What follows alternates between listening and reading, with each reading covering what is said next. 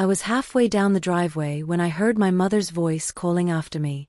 Sienna, where do you think you're going? Get back here right now. I didn't turn around. My hands were shaking so badly I could barely grip my car keys, but I kept walking. Behind me, the sounds of the anniversary party continued, laughter, music, the clinking of champagne glasses. 200 people celebrating 20 years of my mother and stepfather's marriage, and not one of them had stood up for me. My overnight bag hit the back seat with a thud. I slid behind the wheel, started the engine, and finally, allowed myself to look back at the house. The white colonial with its perfectly manicured lawn and those ridiculous topiary hedges my stepfather insisted on. Through the floor-to-ceiling windows, I could see the silhouettes of guests mingling, completely unbothered. My mother stood at the edge of the driveway, her silver evening gown shimmering under the porch lights, but she didn't come any closer. Good. As I pulled away, I caught her expression in my rearview mirror, confusion, anger, maybe even embarrassment. But not regret. Never regret. That was the moment I knew I'd never see them again. But I'm getting ahead of myself. Let me rewind to earlier that evening, to the moment everything fell apart. Actually, let me go back even further, because you need to understand how I ended up standing in that ballroom, completely humiliated, in front of everyone who was supposed to care about me. If you've ever had to walk away from your own family to save yourself, stick around. This is my story. My mother Lorraine married Gregory Hutchins when I was 14.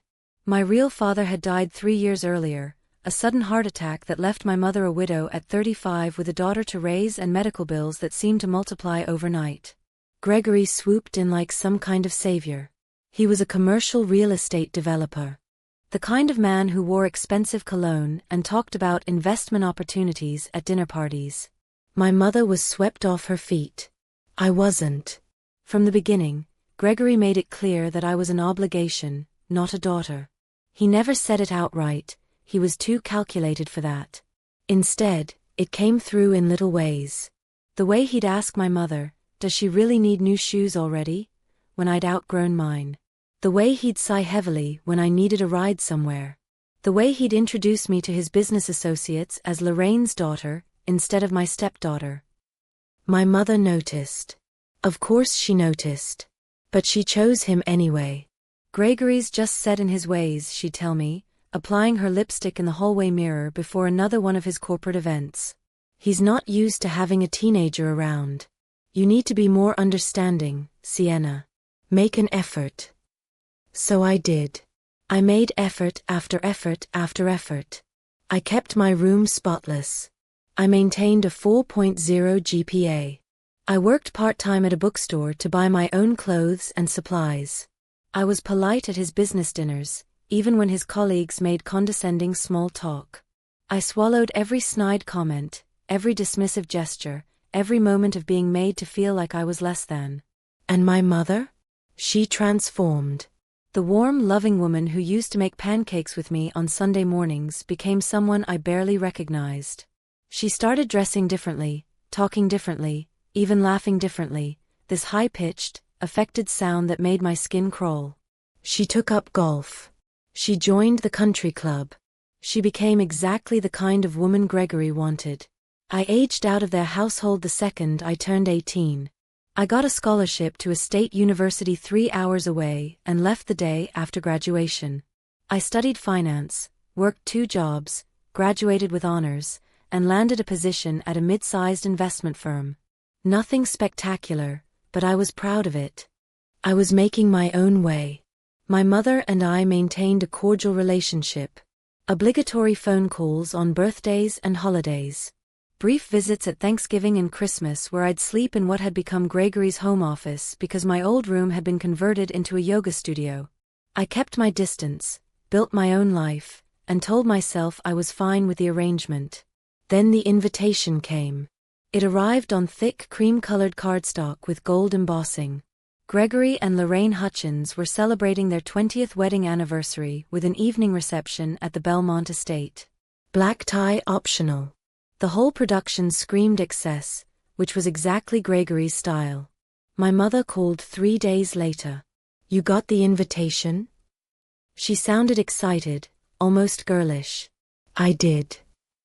You'll come, won't you? It would mean so much to have you there. I hesitated. Mom, I'm not sure.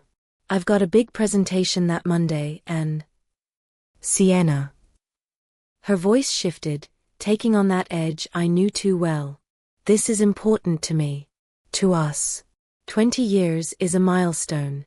Surely you can make time for your own mother's anniversary celebration. The guilt trip was expertly delivered. It always was. Okay, I heard myself say. I'll be there. Wonderful. And Sienna? Wear something nice. Gregory's invited several business partners and their families. First impressions matter. That should have been my first warning. The Belmont estate was exactly as ostentatious as I'd expected.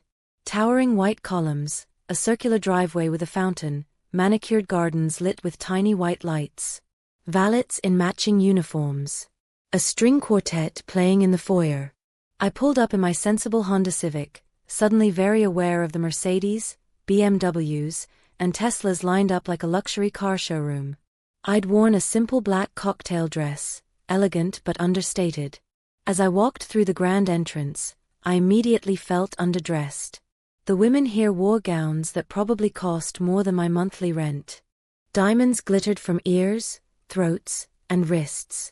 The men looked like they'd stepped out of a Forbes photo shoot. Sienna. My mother appeared in a cloud of Chanel No. 5, air-kissing both my cheeks.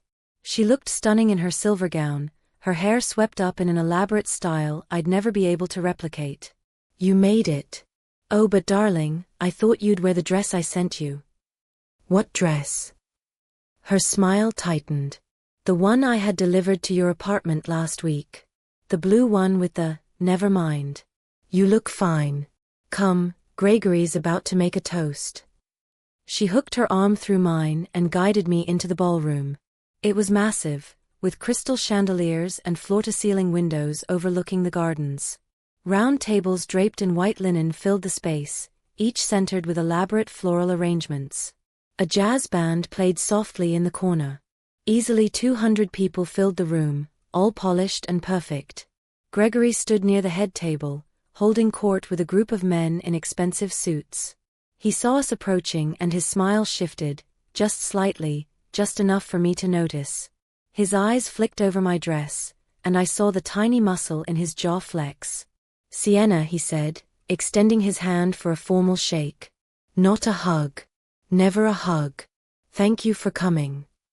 Congratulations, I replied, matching his formal tone. You remember Harold Pemberton, don't you? And this is Marcus Chen, he heads our West Coast operations. I smiled and nodded through the introductions, playing the part I'd been playing for years. The men barely acknowledged me before returning to their conversation about interest rates and property values. Why don't you find your seat, honey? My mother suggested, already turning back to Gregory's side. You're at table 12. Table 12 was in the back, near the kitchen doors. I wound through the crowd, past tables full of people I didn't recognize, until I found my name card. I was seated between an elderly couple who introduced themselves as the Hendersons, friends of Gregory's late mother, and an empty chair. The evening proceeded with mechanical precision.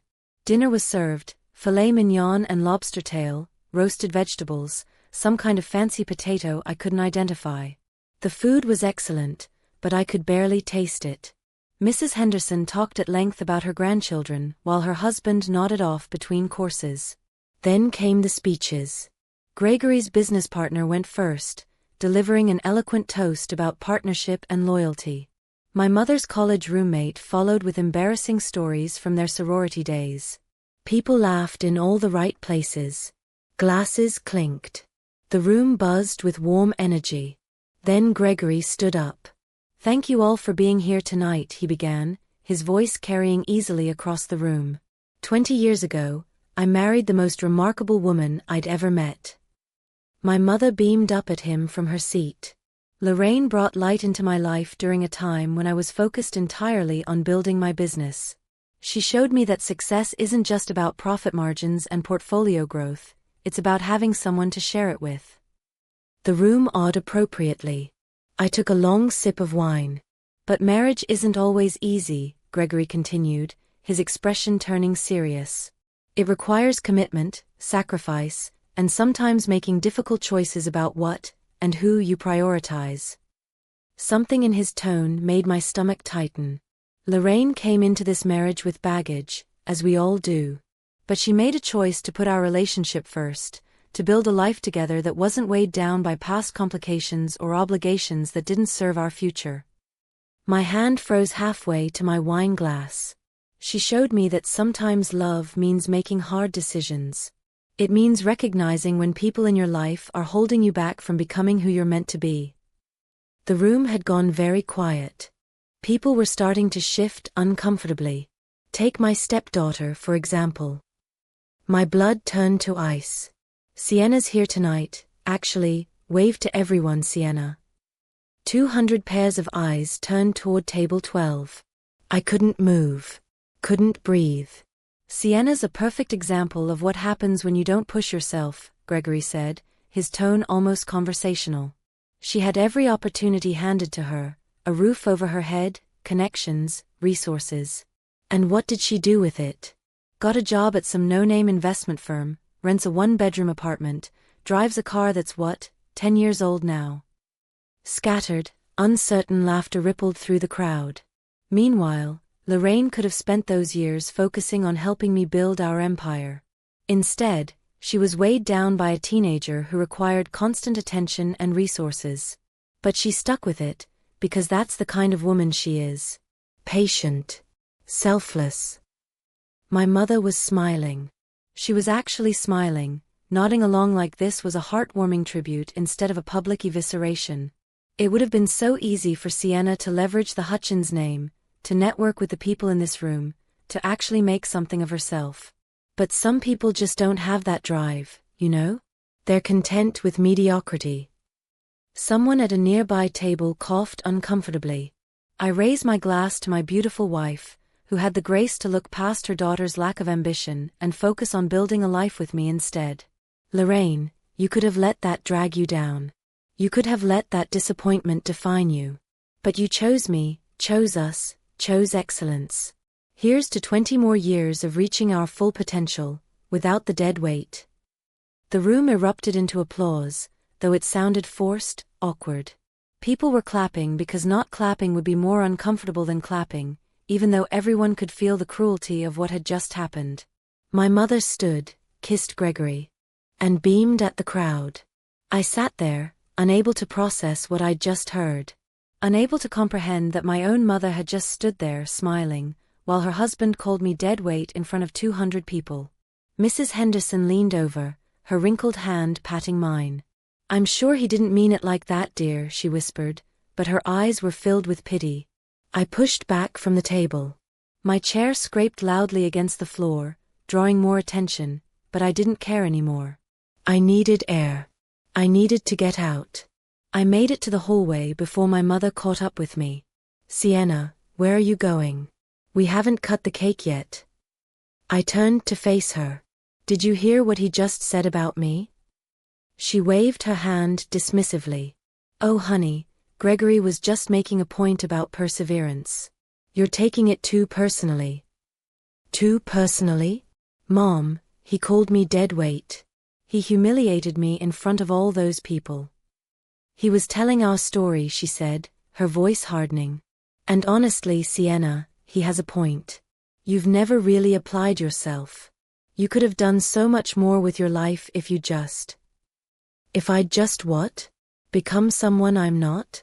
Schmoozed with Gregory's business partners? Sold my soul for a corner office? Don't be dramatic. All we've ever wanted was for you to reach your potential. No, I said, my voice shaking. All you've ever wanted was for me to not be an inconvenience. To not exist, basically, so you could play the perfect trophy wife without the complication of a daughter who reminded everyone you had a whole life before Gregory. My mother's face went pale, then red. How dare you speak to me like that? After everything we've done for you. What have you done for me, Mom? Specifically. What? She opened her mouth, closed it, opened it again. We gave you a home. We paid for. Gregory paid for the bare minimum required by law. I bought my own clothes. I paid for my own college. I built my own career. The only thing you gave me was constant criticism and the clear message that I would never, ever be good enough. You're being ridiculous, she hissed, glancing back toward the ballroom. People are starting to notice. This is my special night, Sienna. Can you please not make it about you for once? That's when it hit me. The full weight of it. She wasn't going to apologize. She wasn't even going to acknowledge that anything wrong had happened. In her mind, I was the problem, for being upset, for making a scene, for not quietly accepting my public humiliation. You're right, I said softly. This is your night. Enjoy it. I walked toward the entrance. Behind me, I heard my mother calling my name, but I didn't stop. I grabbed my coat from the check room, found my car, and drove away from that beautiful hollow mansion. I didn't cry during the drive home. I was too numb for tears. It wasn't until I was back in my small apartment, the one Gregory had mocked, that it all came crashing down. I sat on my second-hand couch and sobbed. Not because of Gregory's words, really. I'd known for years what he thought of me. But because my mother had stood there and smiled. She had listened to him tear me apart, and her only response was to defend him. That night, lying in bed unable to sleep, I made a decision. I was done. No more obligatory phone calls. No more guilt trips about missed holidays. No more pretending we were a family when we clearly weren't. They wanted me gone? Fine. I'd give them exactly what they wanted. The next morning, I blocked both their numbers. I unfriended my mother on social media. I changed my emergency contact at work from her to my best friend, Piper. I went through my apartment and packed up every photo that included either of them, storing the box in the back of my closet. It felt like cutting off a limb, but a diseased one. Necessary for survival. A week went by. Then 2. My phone stayed silent. The blocked numbers tried to call, but I never answered. Emails came, which I deleted without reading. My mother sent a card to my office, which I threw away unopened. 3 weeks after the anniversary, my Aunt Deb called. She was my father's sister, someone I only saw occasionally but who had always been kind to me. Sienna, honey, your mother is beside herself. She says you won't return her calls. I won't. What happened? She says you stormed out of the anniversary party without explanation. I almost laughed at that. Without explanation. Aunt Deb, did Mom tell you what Gregory said about me at that party? Well, no, just that there was some kind of misunderstanding. I told her. Every word. The whole speech. There was a long silence on the other end of the line. Jesus Christ, Aunt Deb finally said. And Lorraine just let him say that? She defended him afterward. Told me I was being dramatic. Another long pause. Sienna, I'm so sorry. I had no idea it was that bad. It's been that bad for 16 years. I'm just done pretending it isn't. I don't blame you one bit. That man is a narcissistic ass, and your mother, well, she made her choice, didn't she? That conversation was the first time someone in my family had validated my decision. It helped, but it didn't make it hurt less. Months passed. I threw myself into work. My colleagues started noticing my improved performance. Apparently, not carrying the emotional weight of a toxic family relationship freed up considerable mental energy. I got a promotion. A raise. I started therapy. I began dating someone kind and stable who thought my one-bedroom apartment was cozy and my 10-year-old car was perfectly practical. Life got better. Slowly, painfully, but unmistakably better. A year after the anniversary party, I got a letter forwarded from my old address. My mother's handwriting on the envelope. I almost threw it away, but something made me open it. Sienna. I don't understand why you're doing this. Gregory and I have tried repeatedly to reach out. But you refuse to respond. Whatever you think happened at the anniversary, you've blown it completely out of proportion. I'm your mother. I deserve your respect and your time. This silent treatment is childish and cruel. You're punishing me for having a successful marriage and a good life. Gregory says we should just write you off completely, but I'm trying to be the bigger person. I'm asking you one last time to put this behind us and be part of this family. Your mother. I read it twice. Then I wrote back, the only response I would ever send. Mom. I'm not punishing you. I'm protecting myself. There's a difference. You chose Gregory over me a long time ago. I've finally accepted that and moved on. I hope you have the life you want. Sienna. I never heard from her again. 2 years after I left that anniversary party, I was having dinner with Piper at a new restaurant downtown when I saw them. My mother and Gregory, seated across the room, celebrating something, another anniversary, maybe, or a business success. They were laughing, clinking champagne glasses, looking perfectly content. My mother glanced up and our eyes met across the restaurant. I watched her face change. Surprise, then something else, recognition, maybe, or calculation. She leaned over and whispered something to Gregory. He turned to look at me. I raised my wine glass slightly, not a toast, just an acknowledgement, and turned back to my conversation with Piper. They left 10 minutes later. Piper noticed. Was that them? Yeah. You okay? I thought about it. Really thought about it. Yeah, I said, surprised to find it was true. I really am. Because here's what I'd learned in those 2 years. Walking away wasn't weakness. It wasn't cruelty. It wasn't even revenge, really. It was survival. I'd spent so many years trying to earn love from people who were never going to give it. Trying to prove my worth to people who had already decided I had none. Trying to fit into a family that had no space for me. Leaving meant I could finally stop trying. Stop performing. Stop shrinking myself to fit into someone else's idea of acceptable. Today, I'm 32. I'm the lead analyst at my firm. I have a small circle of friends who actually value me.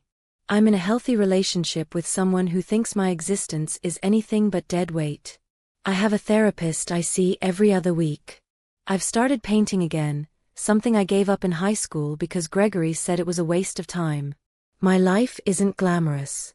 I don't live in a mansion or wear designer gowns or attend charity galas. But it's mine.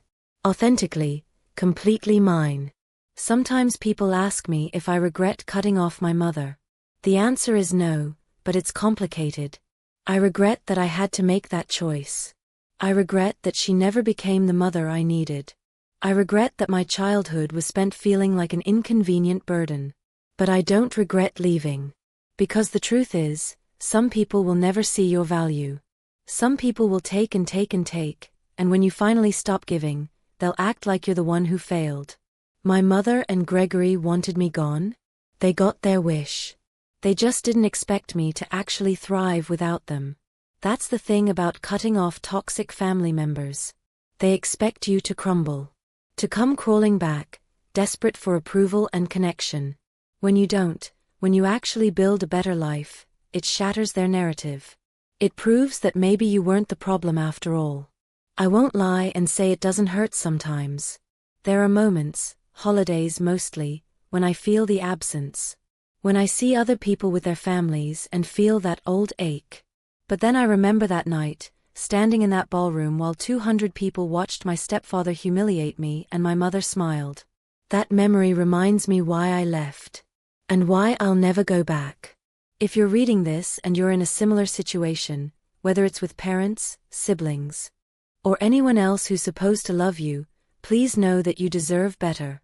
You deserve people who celebrate your successes instead of mocking them.